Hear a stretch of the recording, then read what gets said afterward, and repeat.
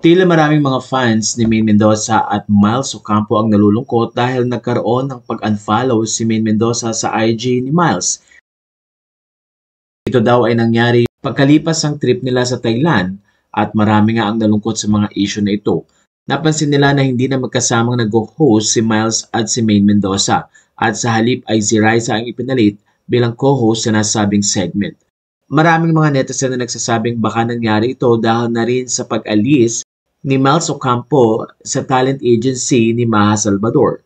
Matatandang magkaibigan si Maha at si Maine. Pero ayon sa mga fans, hindi naman siguro ganun kababaw para magkaroon ng issue sa pagitan ni Maine at ni Miles Ocampo dahil lamang sa pag-alis ni Miles sa agency ni Maha Salvador. Ayon sa mga fans, baka naman may mas malalim pa na naging dahilan ang di pagkakaunawaan ng dalawa. Kaya naman sa nalalapit na anniversary ng Itbulaga, umaasa ang mga fans na magkakaayos si Miles at si Maine Mendoza at kung ano man ang pinagdadaanan ng dalawa ay maranasan nila itong malangpasan dahil namimiss nila ang tandem nila sa Itbulaga na talaga namang kinaaliwan ng mga netizen pati na rin ang nanonood ng long time noontime show na Itbulaga. Ayon sa mga fans, matanda na at mature naman mag-isip si Maine Mendoza at si Miles, baka naman meron lang kailangan silang asikasuhin sa isa't isa at pasasaan ba't magkakaayos din sila kung meron man silang hindi pagkakaunawaan.